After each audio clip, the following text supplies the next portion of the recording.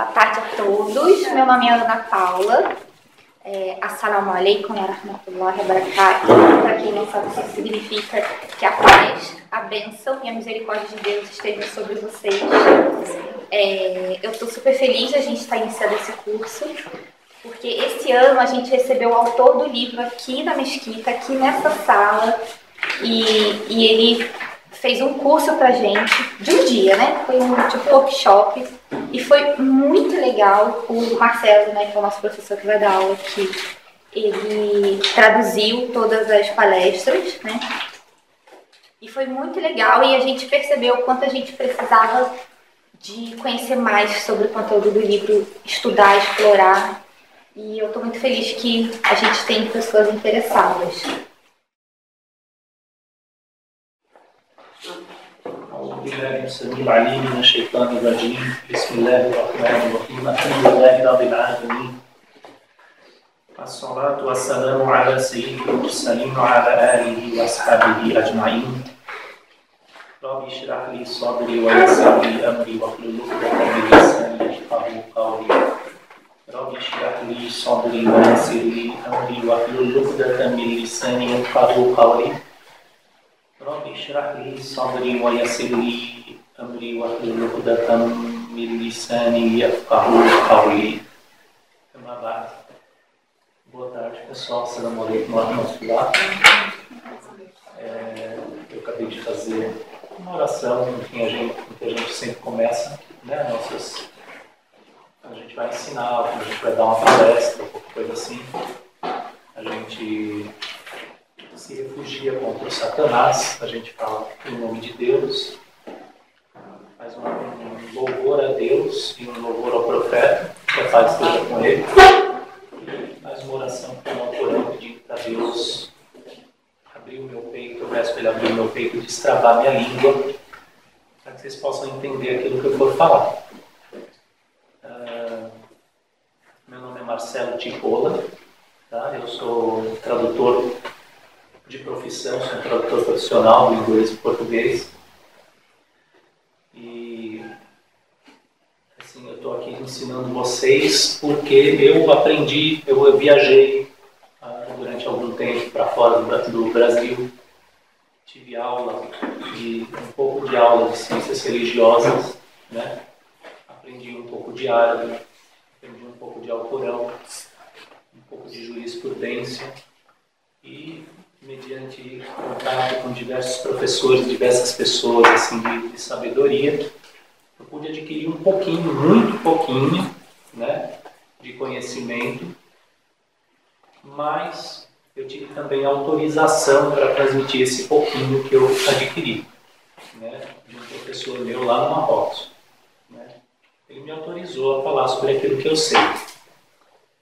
E é por isso só que eu estou aqui falando com vocês, porque na nossa religião, como a gente vai ver, não é qualquer um que sai falando. Você tem que ter alguma base de aprendizado, você tem que ter alguma autorização para você poder falar em nome da religião. Além disso, também tive a autorização do autor do livro, certo? Ele deu o curso aqui e ele pediu para eu dar um curso para vocês. E daí, graças a Ana, né, e ao pessoal aqui da mesquita que abriu o espaço e tal, a gente está podendo fazer isso. Então, isso só para vocês saberem, porque vocês terem uma vaga ideia, pelo menos, de quem está aqui na frente de vocês. Porque, na verdade, quando a gente vai adquirir conhecimento no Islã, a primeira coisa que você tem que fazer é verificar a fonte. Porque se a fonte não for boa, você não pega. Se ela for boa, você pega. Vocês ainda não têm condições de saber se ela é boa ou não. Então a gente pede para Deus que seja isso aqui tenha fruto, certo? Que eu consiga falar, que vocês consigam entender e que isso aí sirva realmente para os objetivos aí que vocês têm. Quer aqueles que são muçulmanos, que eles conheçam um pouco melhor a religião e passem a praticar melhor. E quer aqueles que não são, mas querem conhecer, que realmente isso aqui sirva eles terem uma ideia um pouco mais concreta do que é o Islã, né? Pelo menos do ponto de vista dos conceitos, né? Das ideias. Então tá.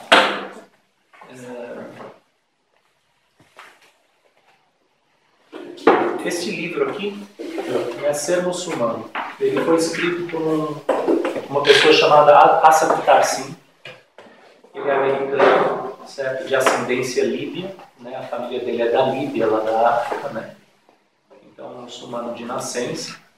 E ele foi uma pessoa que estudou a religião num certo grau, num certo nível. Então, ele estudou nos Estados Unidos mesmo, com o Sheikh Hamza Yusuf, que é um sheikh muito famoso, muito conhecido, que abriu uma instituição de ensino superior islâmico na Califórnia, chamada Azeituna, que é muito considerada, né, porque foi a primeira instituição aberta ocidental, num país ocidental, que segue o sistema tradicional islâmico de ensino. Então ele estudou lá, estudou com outros professores americanos e adquiriu algum conhecimento da religião.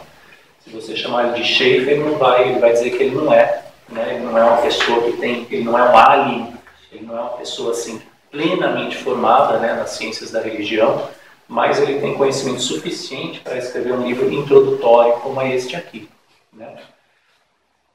E vocês vão ver que esse livro, assim, a ideia dele é não somente responder a perguntas do tipo, sou muçulmano, no que eu devo acreditar e o que eu devo fazer.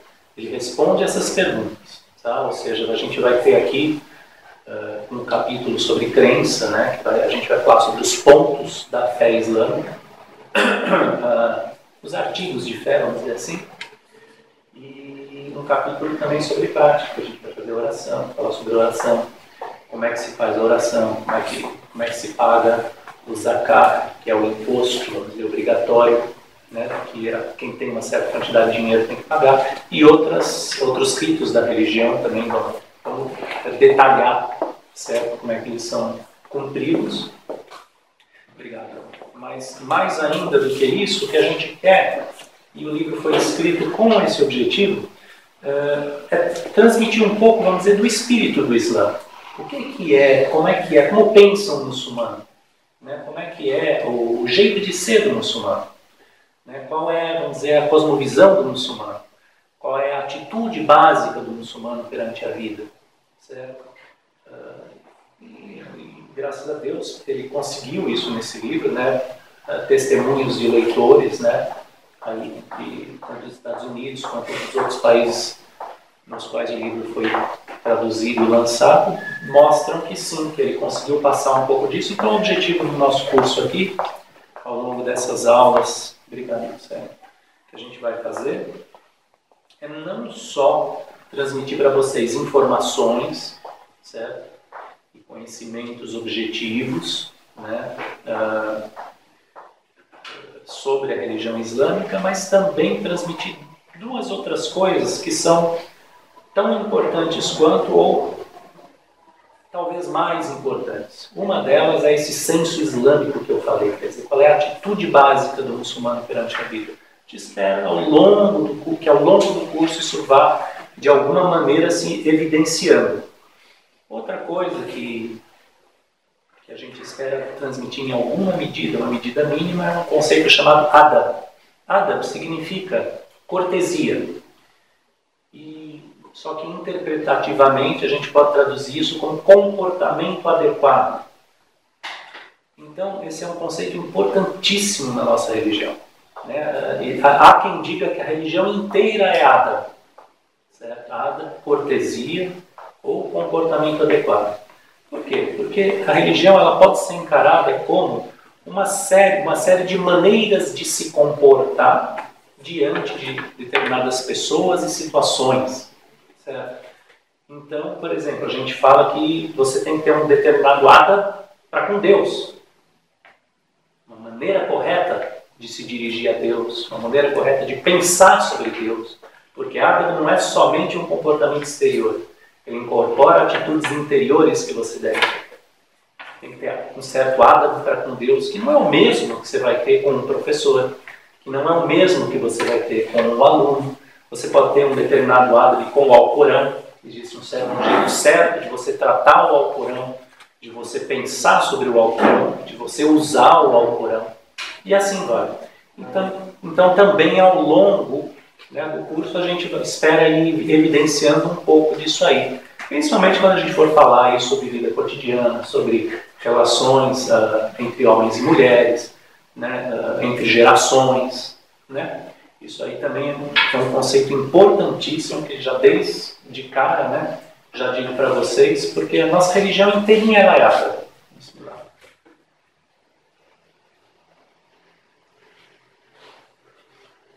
E uma das grandes vantagens, assim, por exemplo, eu morei em Marrocos bastante tempo, uma das grandes vantagens de ter estado lá é ter absorvido isso. Isso é uma coisa que se absorve pelo contato com pessoas que têm esse jeito certo de se comportar, né? Então, um pouco absorvi, e assim todo mundo que vai convivendo com os muçulmanos vai absorvendo também. Então, objetivos do curso, no resumo, são esses, tá? O método aqui vai ser vocês lerem um capítulo em casa, né, que a gente vai tratar na aula, e daí eu vou falar. Só que eu peço para vocês que, assim, por exemplo, a gente poderia deixar todas as perguntas para o final, mas eu acho melhor não. Tá? Isso aqui é uma aula, tá? Mas se em algum momento eu falar alguma coisa que vocês não entendam, ou se tiver alguma dúvida que vocês queiram tirar, naquele momento vocês podem levantar a mão, tá? E daí eu abro para vocês fazerem a pergunta. Vamos fazer uma aula como se fosse de escola, certo? Para ficar mais fácil, né? E mais, eu acho que mais elucidativo mesmo. Então, vocês, por favor, perguntem, tá? Ou se vocês tiverem dúvida, pode perguntar. Se eu achar que aquela dúvida, ou ela vai ser respondida daqui a pouco, ou ela não vem ao caso naquele momento, eu também vou falar. Mas vocês, por favor, perguntem. Não tem nenhuma pergunta que não possa ser feita. Tá? Então, tanto aqueles que são muçulmanos quanto os que não são, certo? Por favor, sintam-se livres para perguntar o que vocês quiserem. Na medida em que a gente souber a resposta, a gente vai dar. Tá? Outra coisa, enfim, os muçulmanos, né, por causa de o Alcorão ser em árabe, né, e de boa parte da doutrina da religião ter sido explicada primeiramente na língua árabe, a gente incorpora naturalmente várias palavras árabes no nosso vocabulário. E é meu objetivo aqui usar essas palavras também, porém sempre traduzindo para vocês, né? Traduzindo e conceituando para que vocês não se sintam perdidos. E pelo contrário, para que vocês peguem essas palavras, aprendam, assimilem, absorvam, porque é comum, tá? Vamos dizer assim, no discurso islâmico, que essas palavras apareçam. É comum a gente ver, por exemplo, o Islã há muito tempo chegou na Índia, o Islã há muito tempo chegou na Pérsia, né? Então tem a língua lá da Índia, que é o Urdu, a língua persa. O Islã há muito tempo foi adotado pelos povos turcos, então a língua turca. Todas essas línguas, do jeito que elas existem hoje, elas são praticamente metade a língua original e metade árabe. Por quê? Porque aquelas palavras vão sendo absorvidas pela linguagem comum e é normal que isso aconteça com quem é muçulmano. É normal porque por causa da preeminência do Alcorão na vida do muçulmano, que é uma coisa sobre a qual a gente vai falar. Porém, o nosso objetivo aqui é que realmente não fiquem palavras que ninguém se sinta perdido. Né? Então tudo vai ser traduzido e explicado, e se por acaso não for, vocês me interrompam e perguntem. Se em algum momento eu estiver falando de coisas que que vocês não entendem, que vocês não entendem, por favor, sem nenhum problema, pergunte para que a gente possa elucidar e todo mundo possa acompanhar. Outro detalhe é que aqui tem pessoas que são muçulmanas, pelo menos segundo o que eu vi, né, na lista, né, do pessoal que se inscreveu. Tem pessoas que são muçulmanas há mais tempo, tem pessoas que são muçulmanas há menos tempo e tem pessoas que nem sequer são muçulmanas. Então eu vou falar aqui levando em conta todas essas categorias de pessoas, certo? Se aqui só tivesse pessoas que são muçulmanas há 10 anos, eu falaria de um determinado jeito, todo mundo ia entender. E mesmo se só tivesse convertidos, eu também falaria de um determinado jeito, todo mundo ia entender. Então eu vou falar assim e vou falar também para quem não é muçulmano, ou seja, eu vou fazer, se Deus quiser, comparações com o cristianismo, vou mostrar pontos de contato com o cristianismo, pontos em comum, pontos de diferença, usar em parte também conceitos cristãos, né, principalmente, vamos dizer, católicos, né, ou mais cristãos em geral, para explicar certas coisas da religião islâmica. Porque, mesmo aqueles que são muçulmanos aqui, a maioria, se não todos, tiveram uma criação cristã. Então, às vezes, a gente fazer esse tipo de comparação é uma coisa que ajuda. É uma coisa que ajuda a pontuar, ajuda a situar, né, os conceitos islâmicos. Tá? Então é isso. Fala. Desculpa te interromper. Não, pode falar. Antes de você começar, eu esqueci de falar um negócio. Pode falar. Pode. Gente, eu esqueci de fazer uma coisa muito importante, que é agradecer a Mesquita, que autorizou a gente a fazer o curso aqui. E depois de tudo que o Marcelo falou, de tudo que a gente vai aprender, de toda a oportunidade que a gente vai ter, eu quero muito agradecer a ele de estar se disponibilizando aqui, o tempo dele. A única coisa que ele está ganhando aqui é a recompensa de Deus, mais nada. Né? E eu peço muito a Deus que recompense ele de estar se disponibilizando aqui a ensinar a gente a compartilhar o conhecimento dele com a gente. Amém. Amém. É isso. Obrigado. Então, o Dr. Assad, quando ele deu o curso, ele falou assim, olha, a primeira coisa que você faz, certo? Quando você for falar, é você dar alguns conselhos para os convertidos. Então, isso que eu vou falar agora se refere basicamente a quem já é muçulmano ou quem pensa em se tornar muçulmano. Né? Não é uma coisa, porque isso que eu vou falar se refere, vamos dizer, à vida prática de uma pessoa que não era muçulmana e passa a ser. Tá? Então, isso aqui é só uma introdução que eu faço a pedido do Dr. Assad mesmo, né? Então, assim, primeira coisa, o Islã, ele é um oceano, né? Ele é uma coisa, assim, gigantesca, só o Alcorão, ele tem tudo, né? Tudo que tem no mundo tá aqui, certo? E mais coisas ainda. Então, assim, ele é uma coisa, assim, que não tem fim. E quando a gente entra nesse mundo, a gente pode, de repente, se sentir um pouquinho perdido, certo?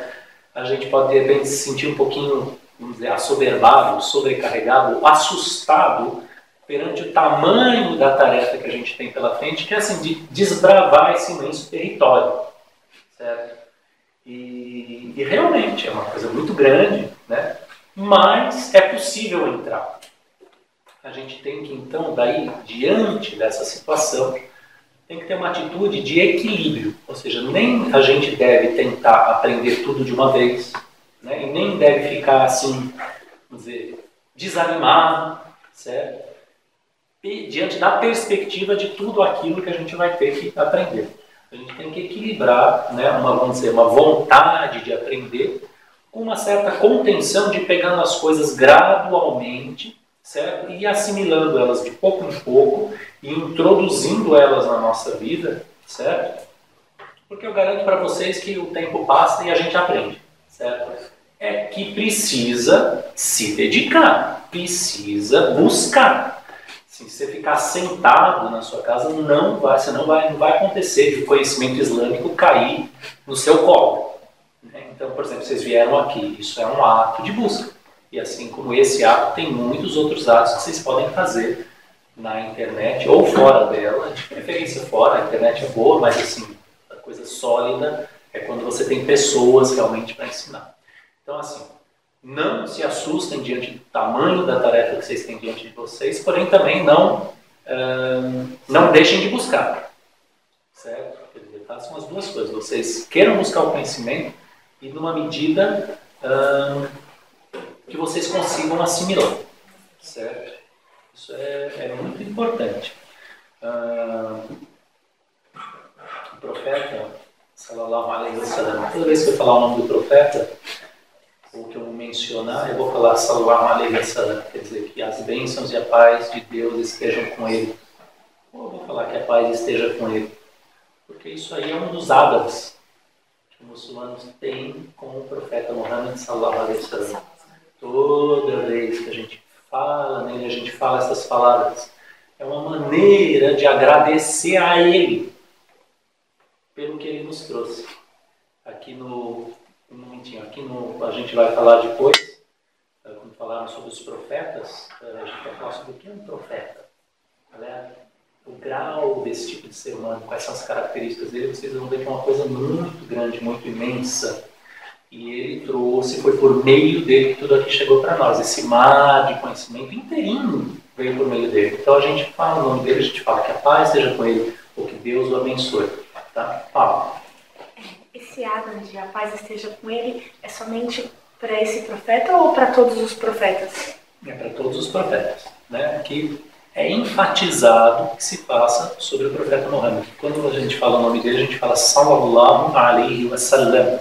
Quer dizer, que Deus o abençoe e lhe dê a paz. Quando a gente fala dos outros profetas, a gente pode falar a mesma coisa, ou a gente pode falar Alaihi Salam, sobre ele e a paz. Então, mas assim, a gente sempre invoca a paz sobre os profetas. Né?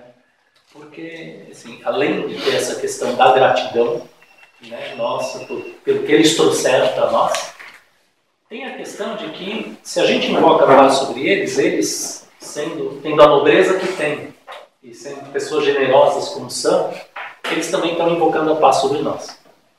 Eles também, ao mesmo tempo que nós pedimos para Deus que os abençoe, eles estão pedindo para Deus que nos abençoe também, em retribuição. Então tem uma troca. Né?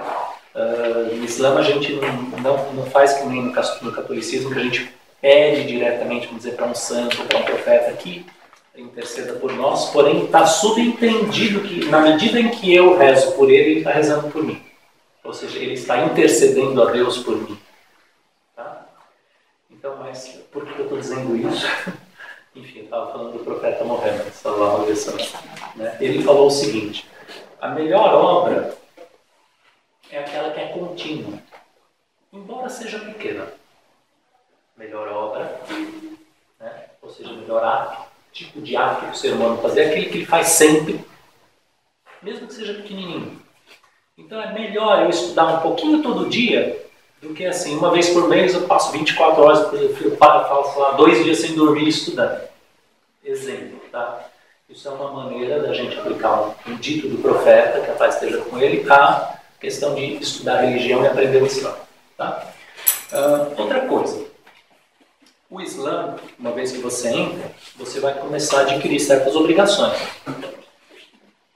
Obrigação de rezar 5 vezes por dia, né? De jejuar no mês do Ramadã, obrigação de não beber, de não beber bebida alcoólica, não comer carne de porco. Né? E isso aí, bem como, vamos dizer, o simples ato de você ser muçulmano, se você é mulher, de repente você vai passar a usar o hijab, o véu, né? Isso aí pode criar conflito, fricção ou uma alteração na sua relação com a sua família, por exemplo.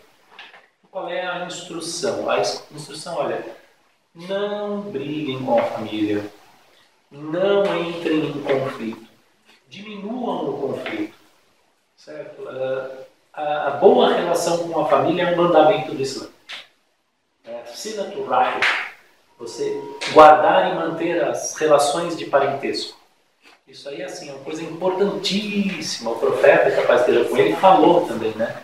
Que a Silatul Rahim, ela é ligada a Deus. Existe uma ligação muito íntima entre Deus e as relações de parentesco. Deus guarda essas relações. Né? Então a gente também deve guardar, deve se esforçar para sempre manter a harmonia com os nossos familiares e procurar, assim, tratar eles o melhor possível, certo? Tanto os familiares quanto todas as outras pessoas, porque o Islã, assim, além de o Islã ser você rezar tantas vezes, você fazer isso, fazer aquilo, o Islã é bom caráter. Né? O profeta falou, né, não fui enviado senão para completar o bom caráter, ou a nobreza de caráter. Né? O profeta sallallahu alaihi wasallam falou isso. Quer dizer, existe uma nobreza de caráter nos seres humanos. Ele veio só ensinar como ela se aperfeiçoa, como ela se completa.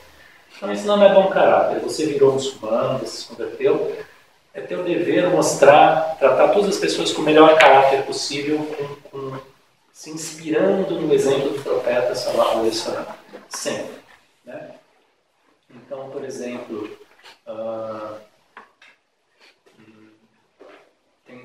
né, muita gente às vezes se converte. Tem uma pessoa aqui que me falou sobre isso, só que não é um caso único, né? E alguns muçulmanos muçulmanos desorientados começam a dizer para ele que os familiares dele que não são muçulmanos vão para o inferno, ou seja lá, coisas desse tipo. Tudo isso aí está muito longe da realidade da nossa religião. Não é o que nossa religião diz, não é o que você deve pensar. Né? E ao longo do curso, se Deus quiser, nós vamos falar sobre como o Islã, assim como ele vê as outras religiões, inclusive eu espero falar sobre isso um pouco hoje mesmo, né? E sobre como a gente deve tratar cristãos, tratar judeus e tratar pessoas de todas as religiões, certo? Então, bom caráter, tratar bem as pessoas, conhecer melhor a religião antes de fazer grandes mudanças na sua vida, certo? Então você tá recém-convertido, você está com toda aquela energia, aquela vontade de aprender, muitas vezes a pessoa quer mudar a vida inteira de uma vez.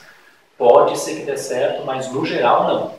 Né? Então assim, vá devagar, conheça, primeiro mandamento do Islã, primeiro, antes ainda de rezar, primeiro mandamento, conhece a religião. Isso é um mandamento. Então, antes de você fazer grandes mudanças, antes de você procurar alguém para casar, ou antes de qualquer coisa, certo? Você conheça melhor a sua religião, para você poder ter uma base segura sobre a qual caminhar. Tá? Então, essas aí, basicamente, são esses conselhos que eu quero dar para quem está recém-convertido, tá? Ou para quem pensa em se converter. Quer dizer, basicamente, vá fazendo as coisas gradualmente, adquira, né, se esforce por adquirir um conhecimento sólido da religião, num ritmo que você consiga, contínuo, certo? E trate as pessoas da melhor maneira. Tá? É isso aí. Agora, inshallah, quer dizer, se Deus quiser, tem que começar a entrar um pouco aqui no assunto mesmo da religião, né? Naquela parte que, para quem leu, né, o capítulo, né? Falar aqui o Islã em contexto, né? A história humana. Eu não vou ler o livro, não vou ler do livro, então só para situar para quem por acaso quer ler. Quer dizer, vou falar um pouco assim sobre o que é o Islã, certo? No contexto da história da humanidade e das religiões. Tá? Bom, veja, a gente pode dizer que a marca distintiva do Islã em relação às outras religiões, todas as outras religiões, é o seguinte: o Islã reconhece que as outras religiões todas têm origem divina. Tranquilo. Nós vamos dizer, cristianismo, de Deus. Religião de Deus. Judaísmo, religião de Deus. Sobre essas duas, assim, é incontroverso. Todo muçulmano no mundo inteiro que você perguntar, ele vai te dizer, não, isso aí é a religião de Deus. Né? Tem uns detalhes, vai ser assim, muitas vezes a gente vai dizer que aquela religião não está exatamente do jeito que ela era quando ela chegou aqui na Terra. Porém, qual é a origem dela? A origem divina, foi revelada. Tá? E, por exemplo, os muçulmanos que foram para a Índia, entre aqueles que estão lá, muitos dizem ao hinduísmo também, originalmente era uma religião de Deus, budismo, certo? Então, a marca do Islã é essa, certo? Ele traz embutida na sua revelação, tá? A informação de que as outras religiões vieram, elas têm origem divina. Tá? Isso aí isso é muito importante. É muito importante isso aí, se Deus quiser a gente vai ver mais para frente, porque permite, entre outras coisas, que num estado ou num país que siga verdadeiramente, tá, a lei islâmica, a religião islâmica, haja lugar para pessoas de outras religiões. Haja lugar reconhecido, né, para que elas exerçam, praticam a sua religião e até elas até se comportem, se julguem, né, tenham sistemas de tribunais e tudo segundo as leis de sua religião. Certo? Isso é oficial para nós. Né? E de que maneira que a gente entende, então, todas essas religiões anteriores, se elas são de Deus, se elas vieram de Deus, se são verdadeiras, para que veio o Islã? Né? Aliás, por que vieram todas elas? Né? E por que não é uma só? Né? Bom, Deus fala no Alcorão que se Ele quisesse, Ele teria feito de vós ou de nós, né, uma só comunidade. Né? Mas ele não quis. Ele fez de nós várias comunidades. Isso tem vários motivos. Primeiro, por causa das diferenças, certo, entre as naturezas dos homens, vamos dizer assim, nos diversos lugares, diversos países, diversos continentes, diversas raças, diversos temperamentos, né? Então, parte da diversidade religiosa que existe se deve ao fato de que os homens são, por exemplo, o povo chinês é de um jeito, certo? O povo, sei lá, da Suécia, o povo nórdico é de outro jeito, né? O povo africano negro é de um jeito, o povo indiano é de outro jeito, certo? O persa, vamos dizer assim, de outro jeito. Então, em parte, essas diferenças se devem a isso e, em parte, se devem também ao fato de que, à medida que Deus ia mandando revelações para o mundo, elas iam, no correr do tempo, se corrompendo. Ou seja, deixadas nas mãos dos homens, iam se perdendo aqueles princípios que Deus tinha que mandar de novo, né? Então, o que nós, muçulmanos, acreditamos?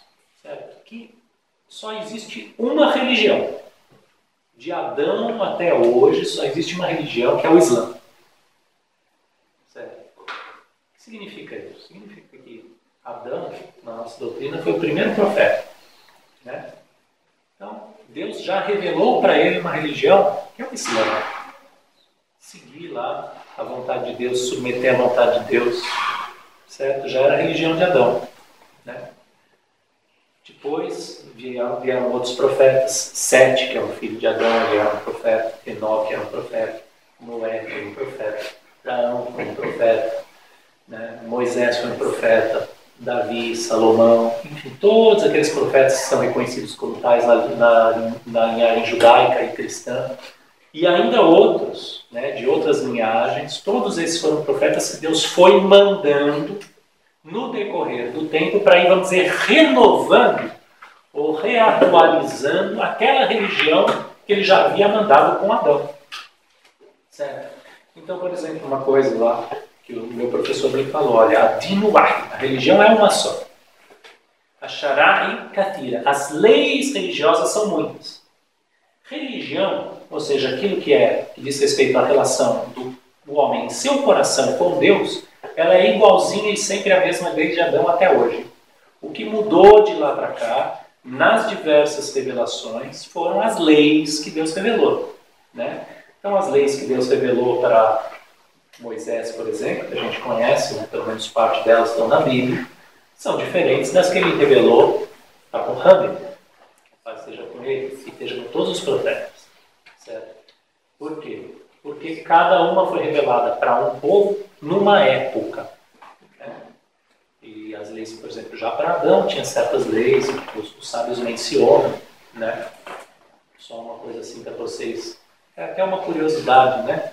Mas veja, meu professor me disse que quando Adão e Eva, só tinha eles dois, eles tinham filhos, na época deles só tinha uma lei.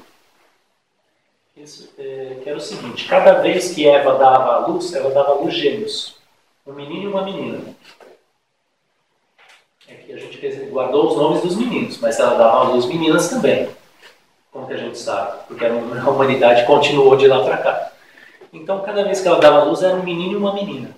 A única lei que existia na época é que o menino que nascia junto com uma menina não podia casar com essa menina. Tinha que casar com uma menina de um outro nascimento. Certo? E que esse foi um dos motivos que deu origem à briga de Caim e Abel, porque Caim queria casar com a irmã que nasceu junto com ele. Por que eu estou contando isso? Isso aí é uma tradição que chegou para nós, mas para vocês terem ideia do que era a lei na época de Adão. A lei dizia o seguinte, ó, não pode casar com a tua irmã que nasceu junto com você. Certo? De lá para cá a coisa complicou bastante, quer dizer, ela, né, tem uma quantidade de leis aumentou, né? E mesmo assim, a lei islâmica ela é mais, vamos dizer, branda, ou mais, não é tão complexa, por exemplo, quanto a lei de Moisés, né? E assim vai. Então, nossa religião, nós muçulmanos vemos ela como nada mais, nada menos do que a atualização, certo? Para estes últimos tempos da religião primordial certo? Eterna, certo? Que já foi revelada lá para Adão. Tá? Existe uma narrativa no Alcorão, né, que Deus, quando ele criou Adão, né, ele tirou, está escrito no Alcorão que ele tirou, né, dos rins de Adão toda a sua descendência, né? E pela palavra em árabe que é usada, que é zurriya, os sábios concluem que a gente, nessa época, a gente era como partículas de poeira, né? A gente não era ainda gente, assim, no corpo, né? Nós éramos os nossos espíritos que estavam lá. E Deus juntou os espíritos de todos os seres humanos que já existiram e que ainda existirão diante dele e perguntou: Alastu bi rabbikum, em árabe isso significa: por acaso não sou eu o vosso Senhor? E todos nós, e todos os seres humanos, sem exceção, responderam Balá, quer dizer, sim. O Senhor é nosso Senhor. Isso aí está no Alcorão, ou seja, é uma coisa que todo muçulmano tem que acreditar que aconteceu. Né? Ou seja, antes de sermos criados nessa terra, a gente já foi criado como espírito. Né? Isso aí faz parte da nossa doutrina, a gente já existia. Não é que a gente foi reencarnando, não tem nada disso. A gente já existia no mundo espiritual. E cada um desses espíritos vem para a Terra, né, e ele é soprado por um anjo num corpo, num útero, num determinado momento. Ele tem aquela vida aqui na Terra e só aquela vida. Mas todos nós e todos os outros seres humanos, já antes da nossa pré-existência espiritual, a gente já confessou perante Deus que Ele era o nosso Senhor. Vivia com ele naquela época, vivia diante dele num estado de perfeita adoração, reconhecendo a sua soberania, reconhecendo que nós proviemos dele, né? Que sem ele não existiria, que ele nos criou num ato de amor, de misericórdia. Tudo isso era ciências que nós tínhamos naquela época e que confessamos perante ele. Quando a gente vem para esse mundo, a gente esquece que isso aconteceu. Porém, aquela confissão que a gente fez, ela permanece dentro de nós. Fica dentro de nós uma memória, pode ser subconsciente, certo? De que Deus é nosso Senhor. Então, a gente, como muçulmano, a gente acredita que todo homem nasce com essa memória, com algo dessa memória. Tá? Ainda que subconsciente, ele nasce com aquilo dentro do coração dele, de tal modo que ele possa reconhecer. Quando ele vir a religião de Deus, ele possa reconhecer. Isso aqui veio de Deus, isso aqui me lembra aquilo que eu conhecia naquela época. Eu conheci naquele mundo, antes de vir para cá. Né? Por que eu estou falando isso? Porque a gente diz que o homem, tá? Todo homem nasce em um estado chamado de fitra. Fitra significa natureza primordial, natureza pura original.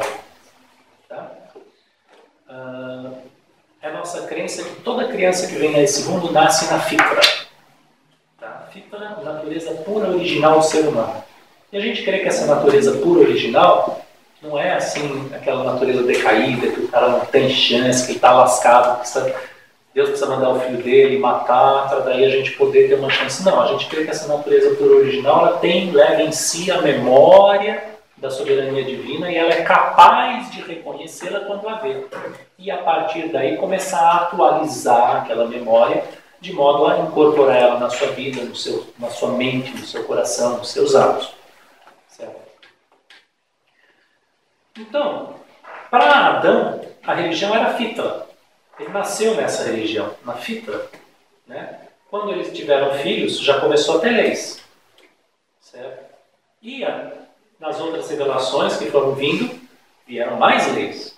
Mas a gente crê que essas leis nada mais são do que a atualização ou a manifestação dessa fitra, dessa natureza pura original, numa determinada época da humanidade. Então nós, quando a gente reconhece Mohammed, que a paz esteja com ele, como profeta, como último mensageiro, a gente tem a convicção de que a lei que ele trouxe, certo? Ela é a manifestação nos atos humanos, dessa natureza pura original. Essa natureza pura original, se eu, como um ser com essa natureza, devo me relacionar com outro ser, outro ser humano, um homem, uma mulher, com meu pai, com minha mãe, com meu professor, com meu amigo, com meu filho, como eu devo me relacionar? A lei vai me dizer como é que uma pessoa com essa natureza pura deve se relacionar. A lei e tudo que vem de... todas as recomendações que vêm, são além da lei. São as coisas recomendadas, as coisas que não são obrigatórias, mas que são boas de se praticar. Tudo isso vai me mostrar qual é a manifestação correta dessa natureza pura original, tá? Para vocês entenderem. O que é a lei islâmica? Ela é isso. Como ela é entendida? Assim, uma manifestação disso. Tá? E nós cremos que de todas as leis que Deus mandou, revelou, a lei islâmica é a última. Tá? Faz parte da nossa doutrina que depois de Muhammad, sallallahu alaihi wasallam, não haverá outro profeta até a volta de Jesus. Certo? Então, quando nós falamos de religiões verdadeiras, nós nos referimos àquelas que vieram até antes de Muhammad. A última que veio antes dele foi Jesus Cristo, o cristianismo. Né? Se alguma coisa veio depois, nós não consideramos ela como de origem divina, porque na nossa doutrina, Muhammad foi o último profeta.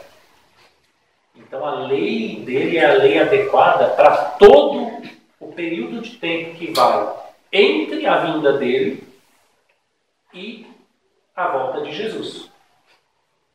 Certo? Inclusive, quando Jesus voltar, né, na nossa doutrina, quando Jesus voltar, é pela lei de Muhammad que ele vai governar.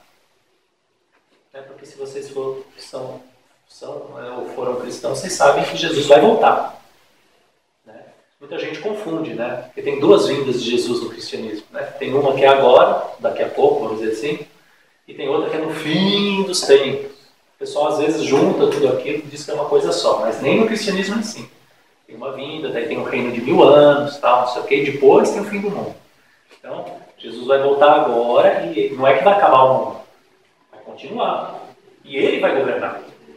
Certo? Ele vai ser o regente desse mundo aqui, e durante o período da sua regência ele vai governar segundo a lei de Muhammad, sallallahu alaihi wasallam, com um detalhe, que Jesus, que a paz esteja com ele, vai ter, que a gente chama de... ele vai ter ijtihad absoluto, ele vai ter capacidade plena de fazer a interpretação correta daquela lei naquele momento. Né? Então ele vai ter assim, conhecimento absoluto, né, dessa revelação e vai fazer a interpretação e aplicação adequadas dessa lei. Mas é essa lei falando. Foi? Já? Já. Tem que parar? Agora que você concluiu o assunto. assunto. Deixa eu concluir o assunto aqui. Eu estou me estendendo um pouco, na verdade. Bom, então é isso. Tá. Lei islâmica, né? a última revelação. Outro detalhe da revelação islâmica é que a gente diz que as revelações anteriores vieram para povos. Né? Mesmo a revelação de Jesus, que a paz esteja com ele, né? Ele mesmo fala, né? Foi enviado para as ovelhas perdidas da casa de Israel. Né? Então, e no Alcorão confirma. Esse foi o mensageiro de Deus para os filhos de Israel. Então, Jesus veio para os filhos de Israel. Tá? Foi enviado para aquele povo. O que aconteceu foi que depois, certo? Que ele foi levado para o céu, né? Teve uma adaptação da religião dele que foi aplicada para outros povos também. Graças a Deus. Tudo isso pela vontade de Deus, foi providencial. Certo? Porque se expandiu aquela religião cristã em todo aquele mundo greco-romano, né? Tirou povos imensos do paganismo, levou eles na adoração do Deus verdadeiro. Certo? Mas Jesus veio para a casa de Israel. E os outros profetas anteriores a ele também foram enviados cada um para o seu povo. Né? A gente diz que teve aí 124.000 profetas, né? Cada um falando a língua do seu povo. A diferença da revelação mohamediana de Nosso Senhor Muhammad, sallallahu alaihi wasallam, é que é uma revelação para toda a humanidade. Então Deus já previu essa lei, embora às vezes a gente tenha, pelo fato de o Alcorão ser em árabe, muitas vezes a gente tem a impressão que isso aqui foi revelado para o povo árabe, mas não é verdade. lei islâmica ela foi revelada prevendo, certo, a disseminação do Islã pelo mundo inteiro, né? E prevendo que todo esse período de tempo até a volta de Jesus. Então não é nem uma coisa localizada para a Arábia do século VII depois de Cristo e nem uma coisa datada, né? Pelo contrário, ela já veio na medida para cuidar, vamos dizer assim, ou para reger, né, a vida humana durante todo o tempo que medeia entre a vinda de Mohammed, que a paz esteja com ele, e a de Jesus, que a paz esteja com ele, e para todos os povos aos quais essa religião for chegar, tá? Então agora nós vamos fazer um pequeno intervalo e daqui a pouco a gente continua. Pessoal, vamos retomar esse leve. Na verdade, assim, tem muita coisa para dizer, mas vamos ver até onde a gente consegue ir, né? Então, assim, essa questão da relação entre o Islã e as outras religiões é muito complexa e muito importante. Tá? É uma coisa que muçulmanos e não muçulmanos, né? Muçulmanos têm que saber, e não muçulmanos que têm interesse também devem saber. Porque, né, hoje em dia, principalmente, tem muita confusão a esse respeito. Né? Então, assim, se a gente puder sintetizar, tá? Muçulmanos acreditam que as revelações anteriores são verdadeiras, elas vieram de Deus. Tá? Então o cristianismo é uma religião de Deus, o judaísmo é uma religião de Deus. E se a gente pode até estender isso e falar das outras revelações também do budismo, do hinduísmo, do taoísmo, certo? As religiões dos índios aqui, no Brasil, da América, né, que são em sua imensa maioria monoteístas. Se não toda, em sua totalidade, né, monoteístas originalmente, né? Quando não é monoteísta é porque teve algum tipo de decadência, se perdeu a tradição. Tá? Então, acreditamos que todas essas religiões foram reveladas por Deus, certo? Elas contêm verdades, né, de salvação, que elas contêm um caminho, né, e expressa a vontade de Deus no momento em que elas foram reveladas. Tá? Acreditamos também que, no decorrer do tempo, tá, essas tradições sofreram modificações. Tá? Em árabe se diz ihtirar, quer dizer, foram, entre aspas, adulteradas. Alguma coisa da pureza original delas se perdeu. Tá? Isso é uma crença de todos os muçulmanos. Tá? Então também vocês não se devem pensar que, assim, que o muçulmano fala, não, o cristianismo é igualzinho ao Islã. Não. O cristianismo tem origem divina, o judaísmo tem origem divina, porém, creem os muçulmanos que, no decorrer do tempo, tá, a pureza original da revelação se perdeu em alguma medida. Tá? Então, o cristianismo que se pratica hoje, né, não é o mesmo cristianismo, não é a mesma religião que Jesus trouxe. Isso aí é inclusive uma evidência. Né? Não é, vamos dizer, a religião que Jesus praticava. Isso qualquer cristão mesmo há de reconhecer, porque, por exemplo, a missa, né, ou o rito central do cristianismo, que é a Eucaristia, não foi praticado por Jesus durante o tempo que ele estava aqui, porque ele é um rito para ser praticado quando Jesus não está aqui, certo? Porque ele é uma memória de Jesus. Ou seja, então até nisso existe uma diferença entre, vamos dizer, a religião que Jesus praticava e aquela que os cristãos praticam. Mas fora isso, houve, né, mudanças, alterações, e até, né, os estudiosos cristãos mesmo vão dizer isso. E assim, no resto. Tá? Então a gente acredita também que a nossa religião, a religião islâmica, ela foi maximamente preservada. Né? Dos pontos realmente de fé islâmica é que o Alcorão é objeto de uma preservação perfeita por parte de Deus, e que ele é hoje letra a letra o Alcorão que foi inspirado pelo anjo Gabriel, o profeta Muhammad sallallahu alaihi wasallam. Então isso é uma diferença que tem, né, do nosso ponto de vista, entre o Islã e as revelações anteriores. Né? Elas sofreram em maior ou menor grau alterações, e a nossa fonte original de revelação para o Alcorão não sofreu alteração alguma. Quanto à questão da salvação das pessoas que seguem essas tradições anteriores, né?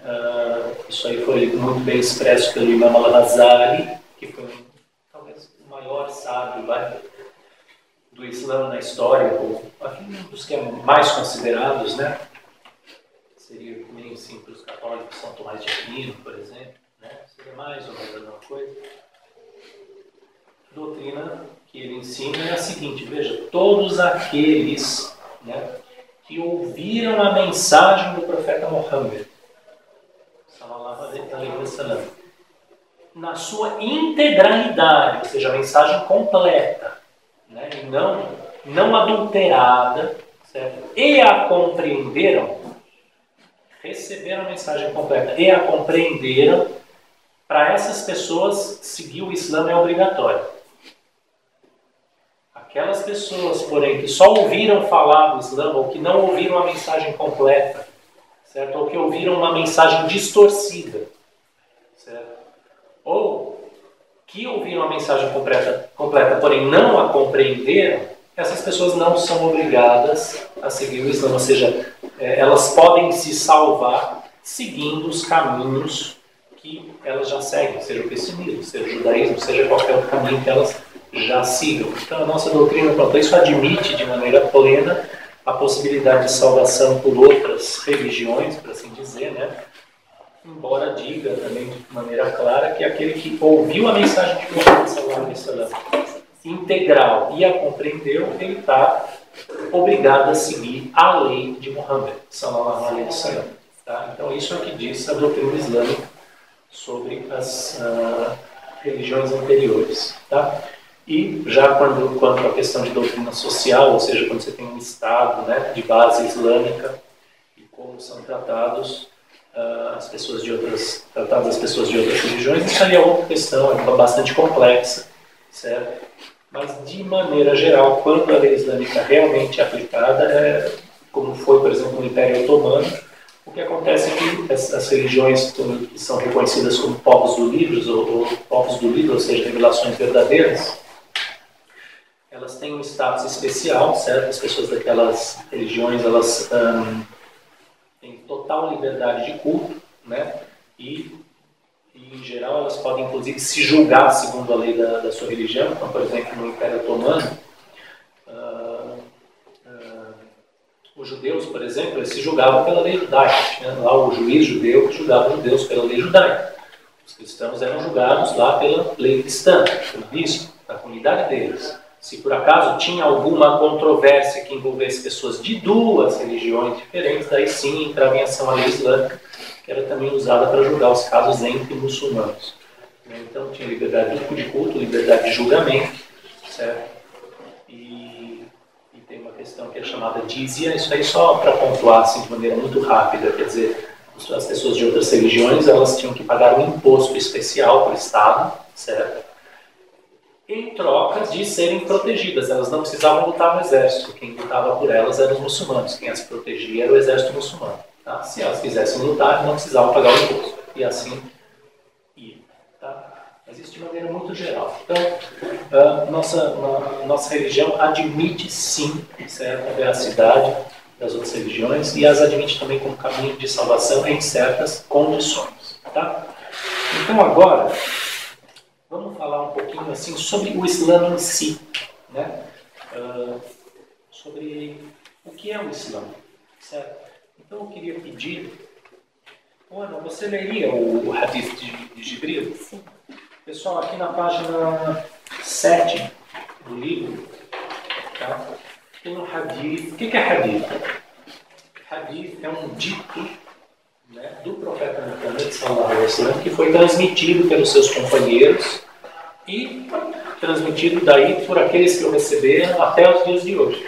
Tá? Então é assim, algo que o profeta, que a paz esteja com ele, falou ou fez, né, ou presenciou, ou alguma história da vida dele, que foi transmitida desde aquela época, né? Então aqui na página 7 a gente tem um desses hadiths que é talvez um dos mais famosos que existem e um daqueles cuja autenticidade ou veracidade é mais aceita e comprovada, certo? É um hadith que chegou a nós por vias diversas, né, de transmissores reconhecidos pela sua veracidade. Então tem toda uma ciência para avaliar vamos dizer, a validade dos hadiths, e esse aqui ele passa em todos os quesitos, né? Então é uma coisa que a gente tem que considerar que realmente aconteceu. Eu vou pedir para a Ana ler e depois, inshallah, eu vou explicar e interpretar. A história é narrada por Umar, radiallahu anhu, que nos fala o seguinte: um dia, enquanto estávamos sentados em companhia do mensageiro de Deus, sallallahu alaihi wasallam, aproximou-se um homem que nenhum de nós conhecia, com roupa de brancura resplandecente e cabelos intensamente pretos. Não se lhe notavam sinais de que houvesse viajado. Sentou-se em frente ao profeta, sallallahu alaihi wasallam, apontando os joelhos contra os do profeta, pondo as mãos sobre as pernas dele, e disse: ó Muhammad, fala-me acerca do Islã. O mensageiro de Deus, sallallahu alaihi wasallam, lhe respondeu: o Islã exige que prestes testemunho de que não há nada digno de adoração além de Deus e de que Muhammad é o seu mensageiro, que observes a oração e que pagues as caridades purificatórias, que jejues no mês do Ramadã e que realizes a peregrinação à casa sagrada, se tens meios para isso. O homem disse: disseste a verdade. A nós surpreendeu-nos que lhe perguntasse e que logo confirmasse a verdade. O homem voltou a perguntar: fala-me sobre o imã. E o profeta lhe respondeu: que creias em Deus, em seus anjos, em seus livros, em seus mensageiros e no dia do juízo, e que creias no decreto divino, tanto no bem como no mal dele. E o homem disse: falaste a verdade. Fala-me agora sobre o ihsan. O profeta lhe respondeu: que adores a Deus como se o estivesse vendo, pois se não o vês, ele certamente te vê. O homem disse: fala-me acerca da hora. Disse o profeta: quem está sendo interrogado sobre isso não tem melhor conhecimento do que quem está fazendo a pergunta. O homem insistiu: fala-me então sobre os seus sinais. Disse o mensageiro: a escrava dará à luz a sua própria senhora, e verás os descamisados e desamparados pastores de ovelhas competindo nas construções dos altos edifícios. Aquele homem se foi, deixando-me pensativo por um bom tempo. O profeta me perguntou: ó Omar, sabes quem era aquele que me perguntava? Eu disse: Deus e o seu mensageiro têm melhor conhecimento. Disse ele: era o anjo Gabriel, Jibril, que veio ensinar-vos a vossa religião. Então esse é um hadith assim, rigorosamente autêntico, tá? Que narra algo que aconteceu com o profeta, sallallahu alaihi wasallam, e estava do lado dele Omar, não somente Omar, que era um dos seus principais companheiros, como também outros companheiros que relataram esse hadith. Nessa narração aqui é exatamente a que foi narrada por Omar, né? Porque na nossa tradição essas narrativas são memorizadas palavra por palavra, inclusive até hoje, né? Então isso aconteceu, né? Eles estavam sentados, chegou um cara que nenhum deles conhecia, ou seja, seria um estrangeiro, um viajante, só que ele não tinha sinais de viagem na roupa, porque sinais de viagem naquela época seria poeira, né? A pessoa estaria empoeirada, estaria suada, mas não era nada disso. Ele chegou com uma roupa imaculadamente branca, os cabelos muito pretos, inclusive tem descrições, né, de como ele era. Em outros hadiths tem descrições da aparência física que ele assumiu naquele momento. E ele foi, se sentou bem na frente do profeta, sallallahu alaihi wasallam, e fez 3 perguntas, para melhor 5 perguntas, mas aqui vou falar de 3. As 3 primeiras. O primeiro ele falou: Ya Muhammad, akhbirni an al-Islam. Informa-me sobre o Islã. Né? E o mensageiro de Deus lhe respondeu, O Islã exige que preste testemunho, né? Não há nada digno de adoração além de Deus. Enfim, ele pediu para saber sobre o Islã. Tá? E o profeta daí, sallallahu alaihi wasallam, rolou para ele 5 atos, certo? Que constituiriam então o Islã. Quais são? Você prestar testemunho de que Deus é o único Deus e de que Muhammad é o mensageiro de Deus. Né? Observar a oração, pagar o que aqui está traduzido como caridade purificatória, né? Jejuar no mês de Ramadã e fazer a peregrinação à casa sagrada se você conseguir. Né? E daí, quando o profeta sallallahu alaihi wasallam respondeu isso, a pessoa que estava perguntando falou: você disse a verdade. E os companheiros falaram, eles acharam muito estranho aquilo. Peraí, você perguntou, mas você já sabia? Então ele fala, a gente achou estranho que ele tivesse perguntado e depois tivesse confirmado a resposta. Né? E daí ele falou, agora me informa sobre Iman. Iman é uma palavra que significa fé. Certo? Me fala sobre a fé, sobre a crença. Né? Daí o profeta, que a paz esteja com ele, respondeu que creias em Deus, em seus anjos, em seus livros, em seus mensageiros, no dia do juízo e no decreto divino. Né? Quer dizer, tanto naquilo que ele tem de bom quanto no que tem de mal. Decreto, quer dizer, que Deus decreta o bem e o mal. Certo? 6 pontos que resumem o Iman, ou seja, a fé do muçulmano. E a pessoa que perguntou falou, você disse é verdade. Agora, depois fez uma terceira pergunta. Informa-me sobre o Ihsan. Ihsan é uma palavra que significa você tornar algo bom, você fazer algo bem feito. Certo? A gente pode traduzir como excelência. Informa-me sobre a excelência. Daí ele falou que adores a Deus como se o estivesses vendo, pois se não o vês, ele certamente te vê. Essa foi a resposta do profeta sobre a excelência, sobre a Ihsan. Né? E ele falou, né?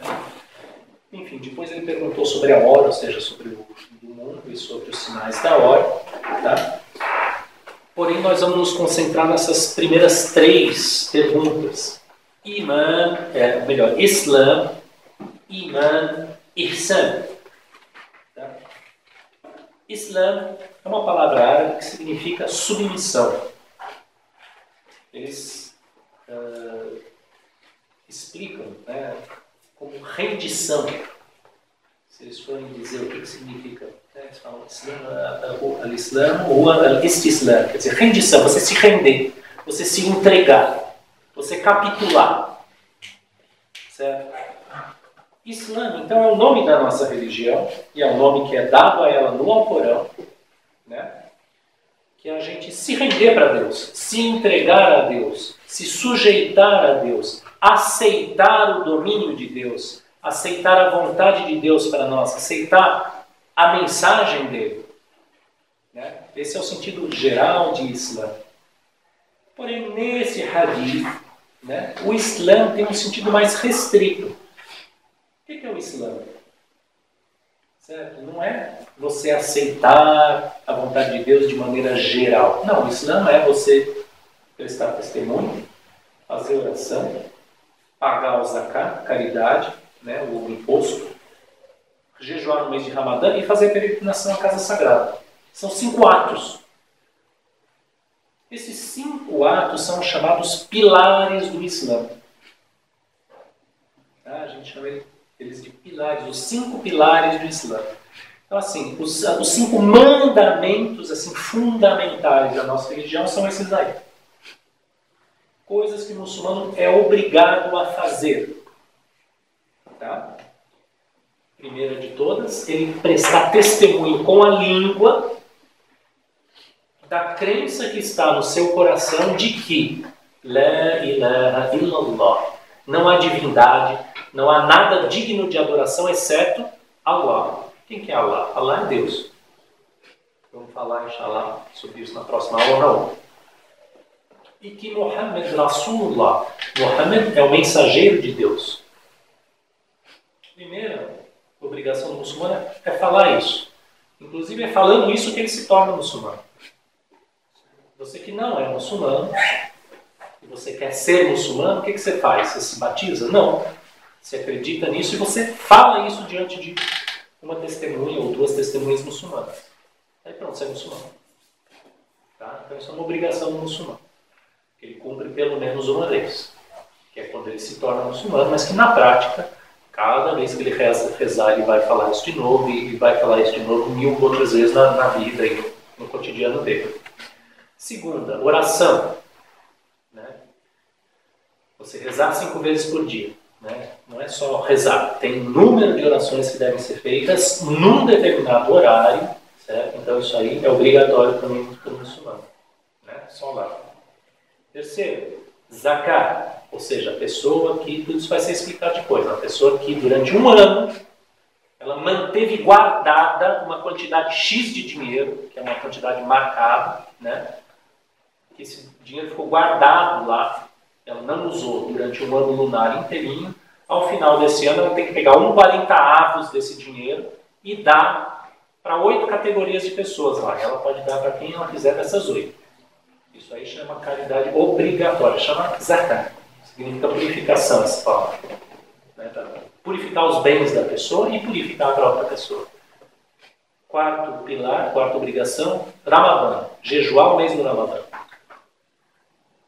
Então, no calendário islâmico, né, que é um calendário lunar de 12 meses, um dos meses, o nono mês chama Ramadã, e durante aquele mês a pessoa, o muçulmano, ele é obrigado, né, a ficar sem comer, sem beber absolutamente nada, sem ter relações sexuais, desde, vamos dizer assim, desde quando aponta a luz no horizonte leste, que é mais ou menos 1h20, aqui no Brasil 1h20 antes do nascer do sol, né, até o pôr do sol. Isso durante o mês inteiro ele tem essa obrigação. Né? E por último, fazer a peregrinação à casa sagrada, o Hajj, né, que é você fazer a peregrinação à Meca, você vai para lá, daí tem normas, né, e coisas especiais que você deve fazer quando chegar lá. Né? Você tem que vestir uma roupa especial durante todo aquele tempo, você não pode matar animais, você não pode matar mosquitos, você não pode fazer nada, você tem que não pode cortar suas unhas. Tem um monte de coisas que você deve fazer, todas elas têm um simbolismo espiritual. Você vai dar voltas em torno da Kaaba, que é aquele edifício coberto com pano preto que tem em Meca, e fazer vários outros ritos lá. Né? Isso aí também é uma obrigação do muçulmano uma vez na vida. Mas, então, tem isso aí que é o Islã, ou seja, atos que a pessoa deve fazer e pelos quais, vamos dizer, se evidencia que ela é muçulmana. Tá? Depois ele perguntou sobre Imã. Imã é fé, né? O que ela deve crer intelectualmente. Certo? Ele falou, você deve crer em Deus, nos seus anjos, nos seus livros, nos seus mensageiros, no dia do juízo e no decreto. São 6 pontos que a gente vai, inshallah, tratar nas aulas aí que vem. Né? Mas enfim, falou sobre o que deve crer. E depois ele perguntou, e o ihsan? E a excelência? Como é que você chega no melhor grau? Como é que você faz isso da melhor maneira? Tudo isso que você estava falando até agora. Ele falou que adores a Deus como se o visses. Porque se não o vês, ele te vê.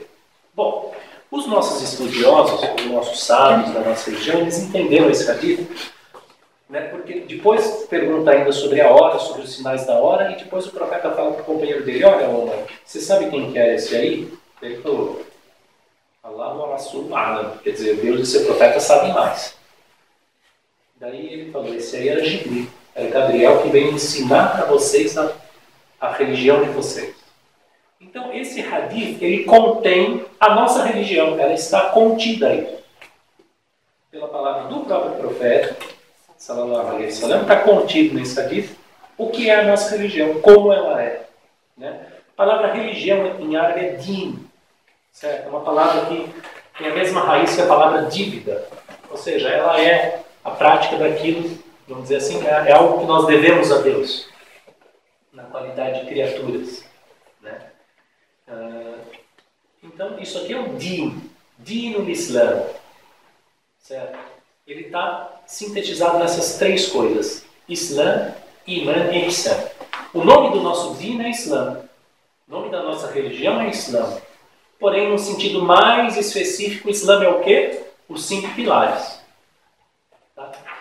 Só que eu quero que vocês separem uma coisa. Quando ele fala que é o Islã, o profeta responde, o que ele responde? Atos.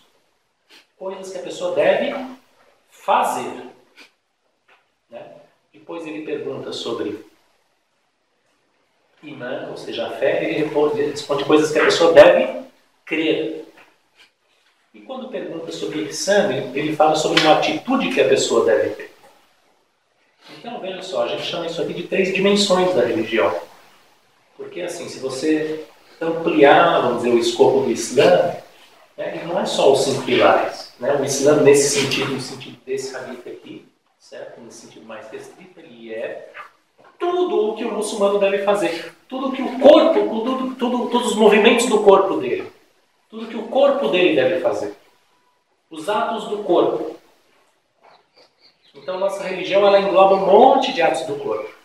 Além desses 5 pilares, tem um monte de outros mandamentos. Um monte de outras coisas obrigatórias. E outras coisas que são proibidas, que são coisas que o corpo dela não pode fazer. E assim vai. Então, essa dimensão da religião, que nesse hadith é chamada Islã, a submissão, é o quê? A dimensão do fazer, do atuar. A dimensão do teu corpo, do teu movimento. A segunda dimensão é do imã, da fé. O que significa fé? Significa verdades, tá? Formuladas, né, de maneira verbal, certo? Racional, e nas quais você acredita. Ou seja, que você formula racionalmente e acredita com o seu coração. Certo? Nas quais que você toma, vamos dizer assim, como base da tua atuação, da tua vida nesse mundo.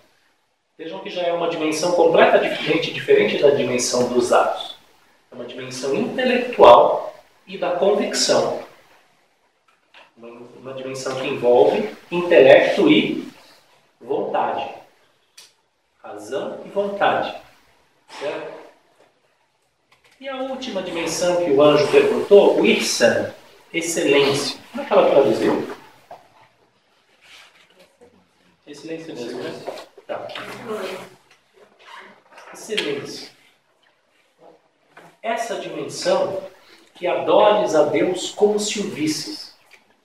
Veja, isso aí ele está dizendo o seguinte, olha, se você quer ser excelente nessa religião, tudo isso que eu falei, tudo isso que você tem que fazer, tudo isso que você tem que crer, as convicções que você tem que ter, você tem que fazer, crer, como se Deus tivesse, como se você tivesse ciente, tão ciente de maneira absoluta que Deus está te vendo. 10 minutos. Foi? 10 minutos. 10 minutos. Você deve fazer tudo isso ciente de que Deus está te vendo. Certo? Pois, se tu não o vês, né, desculpa, você deve fazer isso como se você estivesse vendo Deus. Certo? Assim, como se você tivesse assim, certeza que Ele está aqui na sua frente, olhando você. Porque se você não vê, Ele te vê. Você tem que saber que Ele te vê. Certo? Isso aí, então, já é uma coisa que não tem a ver nem com o intelecto. Isso aí tem a ver só com o coração. É uma certeza do coração. Certo? É um estado do teu coração. Que era o estado no que vivia o profeta sallallahu alaihi wasallam. Em que ele vivia toda a vida dele. Né? Ele vivia na presença de Deus. Quando a gente fala na presença, eu estou falando isso na consciência dele. Ele tinha consciência dessa presença. Nós, veja bem, olha a diferença entre ihsan e fé. Quem tem fé, se você perguntar, não, Deus está te vendo? Está me vendo. Ele está me vendo. Por quê? Porque eu sei, faz parte da descrição de Deus, um dos atributos dele é que ele é ovidente. Ele vê tudo. Ele está me ouvindo. Certo? Eu sei disso pela fé. Porém, eu tenho, vamos dizer, percepção disso, direta. Eu vivo com a consciência real, concreta de que Ele está me vendo? Ou é só uma coisa em que eu creio, sem ver? crer sem ver. Para o profeta sallallahu alaihi wasallam e para quem chega na excelência da religião depois dele, isso aí é uma realidade viva no coração. Certeza absoluta e percepção da presença de Deus. Não só convicção de fé, porém percepção da presença de Deus. Isso aí é uma coisa, então, que quando a pessoa tem isso, ela já não consegue, vamos dizer assim, fazer coisas erradas. Porque Deus está ali. Ela está percebendo. Como o meu professor lá no Marrocos, ele falou assim, né? Aquela comparação, né? A gente tem lá, né, o lugar onde a gente estuda e tem um zelador. Né? E ele falou, olha, se tiver um pessoal fazendo bagunça aqui na frente e não tiver ninguém vendo, o pessoal pode bagunçar. Mas se o zelador, o Abdul Karim, se o Abdul Karim estiver na janela ali, ninguém vai fazer bagunça aqui. Certo? Porque o pessoal está vendo o Abdul Karim ali, então eles não vão fazer bagunça lá. Então é a mesma coisa. A pessoa que vive na presença de Deus de maneira real, efetiva, concreta, com a sua consciência, com a consciência viva da presença de Deus, ela vai se manter dentro da lei de Deus, ela vai ter para com Deus um hábito perfeito. Lembram o que é hábito? Comportamento perfeito, interior e exterior. Né? Essas pessoas são, quem chega nesse grau, certo? A gente chama aqui em árabe de wali, uma pessoa que é um amigo de Deus. Tá? E se fosse para traduzir, seria um santo. Como tem em outras religiões, tem cristianismo também tem santo. Em outras religiões também tem santo. Né? Então, o que é um santo? É uma pessoa que tem consciência real da presença de Deus. Isso aí é possível. Se não fosse possível, o profeta sallallahu alaihi wasallam não tinha falado. E não só é possível, como é uma dos 3 pilares da religião. Certo? Das 3 dimensões da religião. Né? Então, nossa religião se compõe dessas 3 dimensões. Tá? A dimensão do que deve fazer, do que deve crer e da excelência, que também a gente pode dizer da sinceridade do coração, porque assim, quem tem isso também é sincero. Ele vai cumprir os pilares, não é porque mandou, porque os outros estão bem, mas não, porque é por amor, por sinceridade de adoração a Deus, ao Deus cuja presença ele percebe. Né? Então, é a dimensão do fazer, a dimensão do crer, a dimensão da sinceridade do coração. O Islã, quando eu falei mensagem integral, quando chegar em mensagem integral do Islã, ou seja, que cheguem essas 3 dimensões para a pessoa. Porque se faltar alguma delas, a religião fica manca. Né? É um tripé. Tripé, né? Ali, ó, o tripé da câmera. Se eu tirar um dos pés, ela vai cair. Certo? Então, nossa religião tem 3 pés. Se faltasse, por exemplo, a dimensão da prática da nossa religião, certo? Isso aí ia criar desordem, certo? Na vida das pessoas, desordem social, certo? Ia tirar da imensa maioria das pessoas os critérios para saber, não, peraí, quem está seguindo o que Deus mandou e quem não está. Quer dizer, criaria, assim, um caos na vida interpessoal das pessoas. Né? Se faltasse a dimensão da fé, certo? Isso aí desorientaria todo mundo. Se eu não sei, por exemplo, que Deus é único, se eu começo a pensar que tem mais de um Deus, eu posso de repente pensar, bom, então a qual Deus eu vou me aliar? Eu vou procurar o mais forte, vou me aliar a ele, porque ele vai ganhar do outro, enfim, isso aí já cria coisas como, por exemplo, quem acredita em magia não acredita, a magia existe, funciona, mas assim, na magia muitas vezes é isso. Eu faço uma magia daqui, vem outro de lá, faz uma magia mais forte de lá e tal, porque acreditam que o mundo é aquilo ali. Né? Força, quem é mais forte no mundo invisível.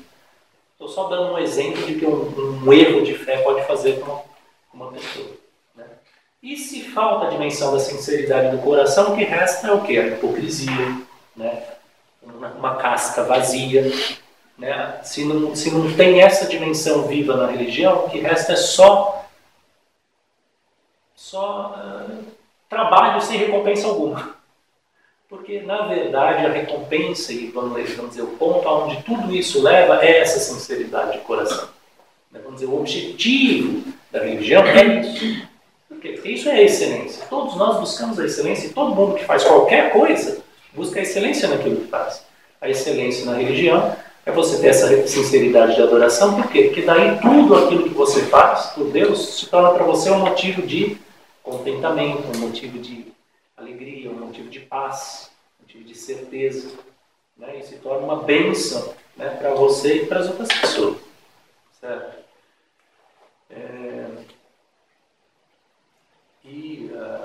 Agora, concluindo mesmo, né, o Alcorão diz, né, Deus diz no Alcorão que essa comunidade, quer dizer comunidade, né, ela é eu fiz de vocês uma comunidade média, uma comunidade central, intermediária, central. Né, vocês não são nem desse lado, nem daquele lado. Vocês não são pendentes para um lado ou para o outro. Vocês são centrais. Por quê? Porque a nossa religião ela engloba todas essas dimensões. Né?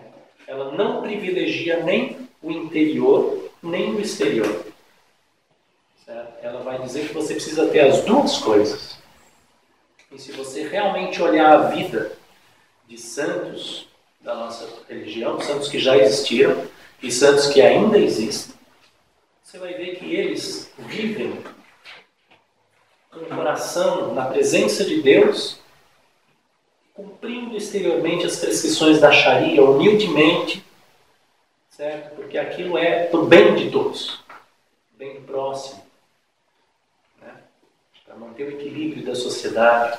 Então a nossa via mohamediana é você buscar a excelência no teu interior e você manter sempre o equilíbrio e a obediência no exterior. Isso significa, um dos sentidos de que a nossa comunidade é uma comunidade central. A gente não pende nem para um lado nem para o outro. Tá? Fala aí. A minha dúvida é com relação à visitação, né, da casa sagrada.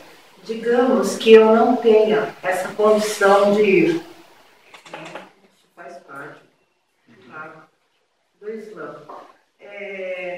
Que peso isso terá para mim, digamos, no juízo final? Olha, existem, assim, primeiro de tudo, e se Deus quiser, quando a gente tratar disso, a gente vai ver exatamente o que significa não ter condição. Mas se a pessoa não tem condição, ela não é obrigada a ir. Então, tem dois mandamentos. Esse mandamento ele é condicional. É condicional, ou seja, a pessoa tem que ter condições de saúde e condições financeiras para fazer a peregrinação. Se ela não tem aquilo, não será exigido dela no juízo final. Assim, em absoluto. É que a gente vai estudar para ver exatamente o que significa não ter condições. Né? Porque talvez tenha alguém que diz que não tem condições, mas tem. Eu ouso dizer que a maioria de nós não teria condições. Não no momento, pelo menos. Eu sempre tive essa curiosidade de saber, né? Por fazer parte dos... Da mesma maneira que não tem aquela quantidade de dinheiro lá, tal, guardado durante o ano, não tem que dar o zakat. Não é obrigado. Pelo contrário, pode receber. Alguém tem mais alguma dúvida, gente? Todo mundo entendeu tudo. É isso então, Ana? Tá bom? Eu só queria falar que se surgir alguma dúvida em relação a esse capítulo, vocês podem mandar áudio ou mensagem para mim ou para a Lucélia no grupo, ou então anotar e trazer, mas seria bom já mandar para a gente, para ele já iniciar a próxima aula tirando as dúvidas. Vocês têm que saber que isso aqui é um resumo, tá? Daria para continuar falando várias horas sobre isso aí. Mas então, vocês agora na aula que vem, então a gente vai terminar o capítulo 1 e se der tempo a gente já começa o capítulo 2. Então vocês podem já ler o capítulo 2 também, inshallah, tá bom? Obrigado. Então, assalamu alaikum wa rahmatullah.